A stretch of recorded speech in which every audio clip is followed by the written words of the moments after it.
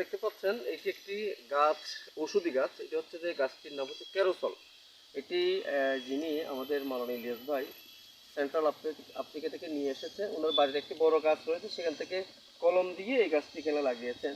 এই গাছের বহুবিধ ঔষধি গুণাগুণ রয়েছে। তার মধ্যে অন্যতম গুণাগুণ হচ্ছে যারা ক্যান্সার রোগী, ক্যান্সার আক্রান্ত রোগী, তারা যদি এই গাছের পাতার যে নির্যাস রয়েছে, পাতার যে রস রয়েছে, সেটি যদি চিবিয়ে অর্থাৎ এটাকে প্রক্রিয়া করে যদি রসটি সকাল বিকাল খালি পেটে 2 বার খায়, তাহলে তাদের যে ক্যান্সার সেটি কিন্তু অনেকটা প্রতিরোধ হয়। চেষ্টা করে ইতিমধ্যে অনেকেই এই গাছের পাতা খেয়ে তাদের যে থেরাপি থেকে মুক্তি হয়েছে, থেরাপি দিতে হচ্ছে না। এই এলাকার অনেকেই পাতা নিয়ে যায় গাছ থেকে, অনেকেই পাতা কাঁচা চিবিয়েও খায়, আবার অনেকে এটির নির্যাসটুকু যে রসটুকু সেটি কিন্তু সেবন করে।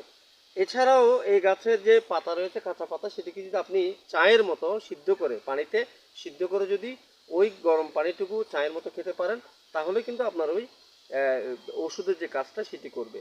এই গাছের নাম হচ্ছে যে ক্যারোসল গাছ।